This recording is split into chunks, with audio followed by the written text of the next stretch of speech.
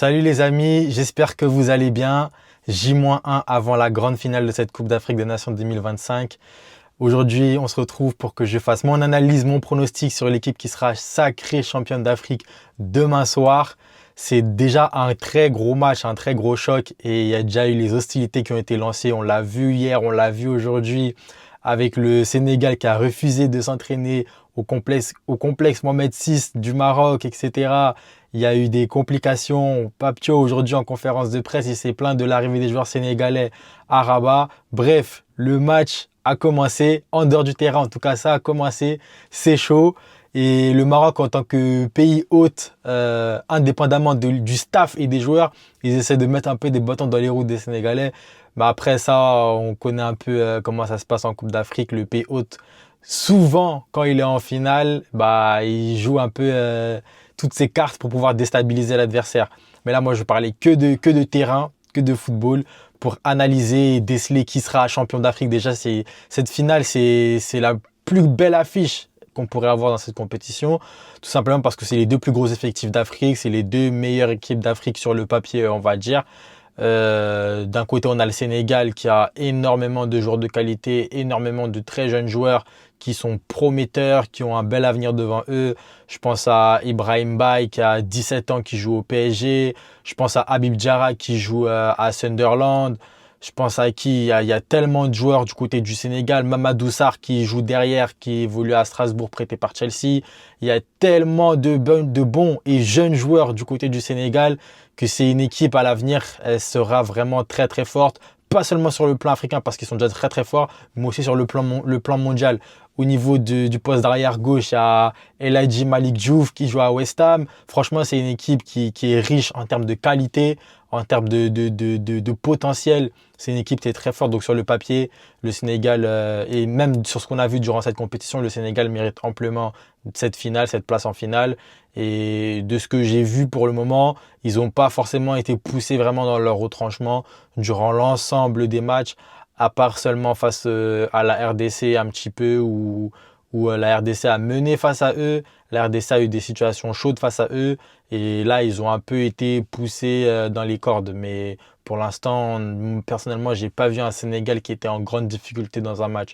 Et en face, tu as le Maroc, le pays hôte, le grand favori au départ. On se rappelle bien évidemment ce qui marque les esprits, c'est leur Coupe du Monde 2022 avec cette demi-finale historique pour le continent africain. Le Maroc qui arrive aujourd'hui aussi, une équipe avec de très gros joueurs, de jeunes joueurs, notamment Achraf Hakimi qui est le dernier ballon d'or africain, qui a été indispensable pour le Paris Saint-Germain la saison dernière avec le sacre en Ligue des Champions. Il y a aussi d'autres très gros joueurs comme Naïf Aguerd qui fait une très bonne saison avec l'Olympique de Marseille. Tu as aussi Bono le gardien qui est exceptionnel, qui fait partie des meilleurs gardiens du monde, même si lui il est un peu plus âgé. Tu as Mazraoui qui est très bon avec Manchester United et dans cette CAN aussi, il est excellent. Tu as Brahim Diaz, même si au Real c'est un peu moins bon, ça reste quand même un joueur du Real, ça reste top niveau mondial. Tu as Hamza Igaman qui sort de son trou, lui c'est un peu plus un jeune, il sort de son trou, il est vraiment très bon avec Lille sur ce début de saison. Donc le Maroc c'est un peu un choc entre une nouvelle génération de Sénégalais qui arrive avec un très gros potentiel face à une équipe de marocaine avec beaucoup de joueurs confirmés, très peu de nouveaux joueurs, on va dire très peu de jeunes joueurs. En tête, à part au niveau du milieu de terrain avec El Ainaoui et par exemple Igaman devant, je vois pas beaucoup de jeunes joueurs dans cet effectif du Maroc, ou du moins dans ce 11 entrant du Maroc. La plupart des joueurs, c'est des joueurs qui sont habitués de la sélection depuis un bon moment. Il y a aussi Ebde Ezazouli qui est un jeune joueur, mais qui est là depuis un bon moment. Et c'est donc ce match entre une équipe jeune et qualitative qui a beaucoup d'avenir devant elle et une équipe aujourd'hui qui est un peu plus expérimentée, qui a un peu plus de bouteilles, quelques joueurs même de la sélection marocaine, ils sont sur leur dernière ou avant-dernière CAN, on va dire. Donc ça va être ça ce choc, et on l'a vu durant la compétition. Le Maroc aussi, face à leurs adversaires, ils ont parfois été mis en difficulté, mais pas vraiment une très grande difficulté. C'était pas vraiment une énorme difficulté. On a vu que le Maroc, la plupart de ses matchs, ils arrivaient à maîtriser et mettre à terme toutes les qualités et les atouts des équipes adverses, que ce soit le Nigeria, le Cameroun, etc. Donc pour le Maroc, ça a aussi été une sorte de démonstration dans cette compétition parce qu'ils ont réussi à neutraliser leur adversaire, tout simplement. Le Sénégal, lui, a réussi à développer son football, à étaler son football proprement. Et le Maroc, lui, à l'inverse, a réussi à neutraliser ses adversaires. C'est-à-dire que pour le Cameroun, on l'a vu, ils ont réussi à neutraliser l'ensemble de l'effectif camerounais, notamment le milieu de terrain. Pour le Nigeria, c'est pareil, ils ont réussi à neutraliser leur attaque flamboyante. Donc c'est aussi ça qui sera côté sénégalais, leur jeu qu'ils arrivent à étaler face à tout le monde. Et côté marocain, le fait qu'ils arrivent à neutraliser le jeu de tous leurs adversaires jusqu'à présent. Donc ce sera ça le gros match. Après, dans cette finale, comme souvent les finales de Cannes, c'est très serré, hein. On va pas se mentir, je pense pas que ça va finir en 3-2, 2-2, victoire de une des deux équipes au penalty. Je pense que ça va se jouer à très peu de choses. Ce sera pas forcément un très beau match parce qu'on a vu depuis le début des phases finales, le Maroc a l'habitude de proposer un jeu plutôt intéressant. Mais là, depuis le début des phases finales, ils se contentent, comme je l'ai dit, de neutraliser le jeu de l'adversaire. Et quand tu neutralises le jeu de l'adversaire, tu fais pas énormément de jeu. Souvent, le Maroc a la possession. On l'a vu en première mi-temps face au Cameroun, ils avaient énormément de possession, mais ça s'est pas concrétisé par des vraies occasions de but. Il y a eu, je crois, une ou deux frappes de El Kaabi et El Zalzouli qui ont fini non cadrées. Et face au Nigeria, pareil, il y a eu une seule vraie situation où c'était une frappe de Saïbari qui a été repoussée par Nobali. Donc, au-delà du fait que le Maroc a souvent la possession, c'est pas une possession qui amène des occasions dangereuses. C'est souvent une possession organisée où le Maroc essaye d'attendre la brèche dans le camp d'en face pour pouvoir marquer. Mais à ce stade de la compétition, depuis les quarts de finale, la CAN, il n'y a pas forcément de brèche, c'est que des grosses équipes. Et il n'y a pas forcément de brèche dans les équipes adverses. Donc c'est une possession qui est pas... Enfin, elle est toujours utile, la possession. Avoir le ballon, c'est toujours important, mais c'est pas une possession qui amène énormément de choses. Donc dans cette finale, je pense que ce sera une finale vraiment très très très serrée. Il y aura très peu d'occasions. C'est souvent comme ça, les finales, très peu d'occasions. Il n'y aura pas forcément beaucoup de buts, peut-être 1-0, peut-être 2-1 si vraiment le match s'emballe, etc. Mais je ne pense pas qu'il y aura énormément d'occasions parce que ce sera un match qui se jouera vraiment, vraiment sur le côté tactique entre Walid Regragui qui a montré sa touche tactique et Pape Thiaw qui, à l'inverse de son prédécesseur Aliou Cissé, est un coach beaucoup plus pragmatique qui, je ne sais pas comment l'expliquer, mais qui fait les choses comme elles doivent être faites. Par exemple, on se rappelle du Sénégal en Côte d'Ivoire, quand ils perdent en huitième de finale face à la Côte d'Ivoire, c'est parce que Aliou Cissé change son système, etc. Alors que Pape Thiaw, aujourd'hui, on le voit, quand il change son système, c'est parce que c'est le jeu qui le demande. Il est assez pragmatique et c'est ça que j'aime chez Pape Thiaw parce que c'est un coach qui n'hésitera pas à mettre les bons joueurs au bon endroit. On l'a vu par exemple avec Habib Diarra face à l'Égypte en demi-finale, qui a joué la première mi-temps. Il n'a pas fait une très bonne première mi-temps. À la mi-temps, il le sort. Pareil, l'entrée de Mamadou Sarr, alors que le match avant, face au Bénin, même en huitième, c'était Seck qui était titulaire. Mais il n'a pas hésité à faire entrer Mamadou Sarr. Et je pense que demain, ce sera Mamadou Sarr qui jouera cette finale. Et c'est là où les détails peuvent se jouer parce que côté sénégalais, il y a un absent de taille, c'est Kalidou Koulibaly. Même si dans cette CAN, il est un peu moins bon, ça reste le capitaine du Sénégal, ça reste un très très grand défenseur africain. On connaît son niveau de jeu au niveau de la relance, les merveilleux ballons qu'il sait mettre. On sait la puissance qu'il peut apporter défensivement. C'est un défenseur très complet, très technique parce qu'il peut te débloquer une situation avec un bon ballon devant, une bonne transversale, un bon ballon dans la profondeur. Même si dans cette CAN, il est un peu moins bon depuis le carton rouge qu'il a reçu face au Bénin, il est un peu moins bon. On se rappelle du quart de finale face au Mali, il a fait quelques petites erreurs. Là, face à l'Égypte, pareil, avant qu'il sorte sur blessure, son carton jaune, il aurait pu mieux gérer le coup face à Marmouche. Donc depuis qu'il a pris son carton rouge, il est un peu moins bon. Mais ça reste quand même un absent de taille. Quand tu perds ton capitaine, défenseur central, c'est quand même un absent de taille. Et en plus de ça, comme je viens de le dire, il mettra sûrement Mamadou Sarr. Et c'est là où on verra si Mamadou Sarr peut entrer dans la cour des grands à la patte d'un futur grand joueur. Parce que ce sera sa première vraie titularisation en match officiel avec le Sénégal. Et ce sera une finale de Coupe d'Afrique des Nations face au Maroc. Donc on va voir comment Mamadou Sarr va gérer ce match. Après, c'est un très bon joueur. C'est un très bon joueur parce que on le voit souvent avec Strasbourg, hein. Il sait faire des ressorties de balles, ça laisse balle au pied.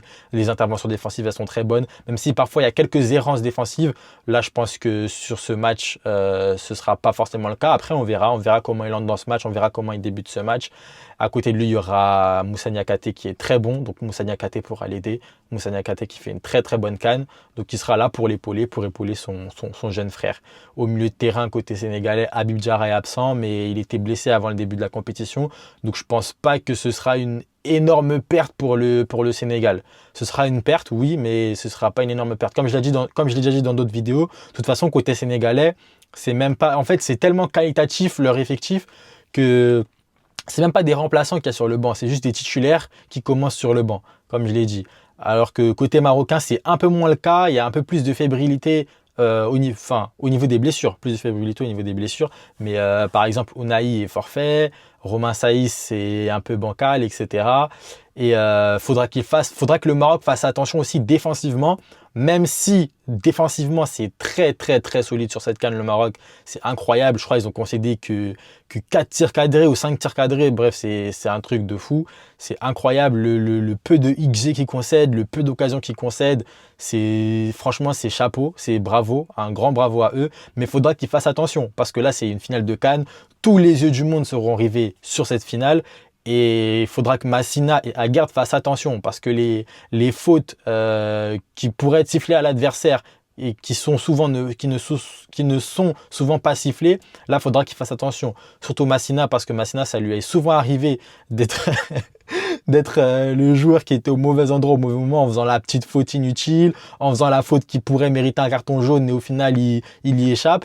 Là, il faudrait vraiment qu'ils fassent attention et qu'ils éloignent tout risque de faire une faute qui pourrait provoquer un coup franc dangereux, tout risque de faute qui pourrait provoquer un carton jaune. Parce que là, je pense que l'arbitrage, surtout que beaucoup de gens se plaignent de l'arbitrage en faveur du Maroc, il faudra qu'ils soient vraiment vigilants sur ça. Massina, surtout Massina, mais aussi Naïf Aguerd.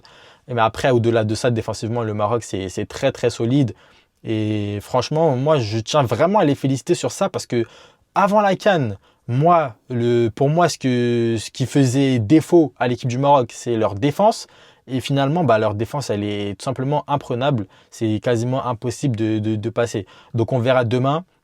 Demain aussi, c'est un grand événement pour le Sénégal et notamment Sadio Mané qui l'a dit en conférence de presse, c'est sa dernière CAN, son dernier match en Coupe d'Afrique des Nations. Donc j'ai hâte de voir ça, j'ai hâte de voir ce que Sadio Mané va proposer demain parce que c'est comme ça qu'il tirera sa révérence sur la messe du football africain, sur la grande fête du football africain. Et Sadio Mané, franchement, sur toutes ces années, je pense que même moi, hein, je l'ai beaucoup pas sous-estimé, mais ce qu'il a fait, j'ai pas vraiment réalisé toutes ces années tout ce qu'il a fait, tout ce qu'il a pu faire durant les CAN, parce qu'aujourd'hui, Sadio Mané, il est à un but ou une passe décisive d'égaliser le record de Samuel Eto'o en termes de buts, passes décisives, donc en termes comment on appelle ça, j'ai oublié. En termes en étant décisif dans la Coupe d'Afrique des Nations, il a un but ou une passe décisive d'égaler Samuel Eto'o, donc ce sera peut-être demain, on ne sait pas. Peut-être avec un but, peut-être avec une passe décisive. Mais en tout cas, moi, j'ai hâte de voir. Surtout que dans cette Coupe d'Afrique des Nations, Sadio Mané, il est vraiment bon. Je pensais que ça allait être la CAN de trop, mais il est vraiment bon. C'est vraiment lui qui porte le Sénégal. Donc, on verra. Au niveau de l'attaque aussi, Nicolas Jackson, très attendu. On sait que devant le but, il a souvent du mal à la finition. On l'a vu durant les phases de poule. On l'a vu aussi face au Mali, si je ne dis pas de bêtises. Donc, faudra vraiment qu'il fasse attention Nicolas Jackson parce que demain, comme je viens de le dire, le Maroc, ça laisse rien du tout aux adversaires. Donc, s'il a une miette, vaudrait mieux qu'il la mette au fond parce que les Sénégalais, je pense qu'ils vont lui tomber dessus, mais à mort. Et derrière ça, on verra côté marocain aussi. J'ai vu que Brahim Diaz s'est entraîné à part aujourd'hui. Donc, c'est un petit coup dur pour le Maroc parce que Brahim Diaz, c'est le meilleur buteur de la compétition pour le moment. Il a 5 buts. C'est l'homme fort du Maroc, c'est celui qui met les buts côté marocain. Donc j'espère pour lui qu'il sera en forme demain, qu'il sera apte, qu'il pourra bien jouer. J'espère que tout sera mis en place que ce soit côté pelouse, côté tribune, côté tout, pour que le match puisse bien se passer, pour qu'il n'y ait aucune excuse pour aucun adversaire, que les deux équipes aient leurs joueurs à 100%. Comme ça, on aura une belle finale, on n'aura pas de oui, s'il y aurait eu si lui il sera à 100%, peut-être que non, on veut que ce soit une belle finale, que tout le monde soit fixé et on a notre champion d'Afrique à la fin de ces 90 minutes ou 120 minutes et plus si jamais. Mais Brahim Diaz, ça pourrait être aussi un point d'interrogation parce qu'il s'est entraîné à part. J'espère vraiment pour lui qu'il sera apte. Comme ça, le Maroc arrivera avec son équipe au complet, même s'ils ont déjà eu quelques blessés depuis le début de la compétition. Mais au niveau du milieu de terrain, ils ont réussi à gérer. On le voit très bien. Amrabat, il est revenu de blessure, il joue. Donc ils ont El Ainaoui, ils ont Saibari, ils ont Amrabat, ils ont même Targaline qui rentre en jeu. Ils peuvent faire entrer en jeu Akomash aussi. Personnellement, je trouve que c'est des joueurs, le banc marocain est un peu moins bon en termes de qualité, un peu plus faible que le banc du Sénégal, mais ça reste quand même de la qualité, ça reste quand même du très bon niveau, du très haut niveau.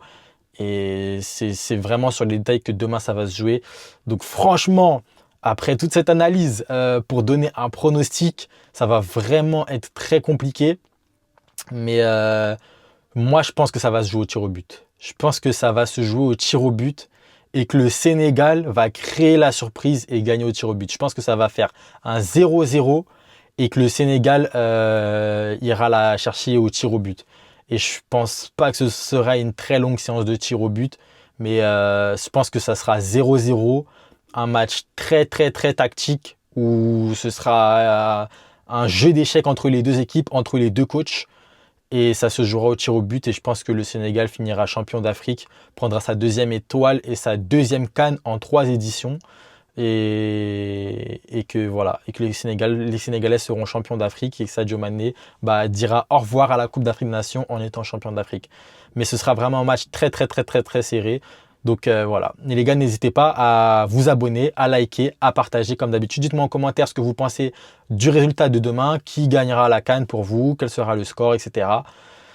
Et sur ce, je vous dis à la prochaine.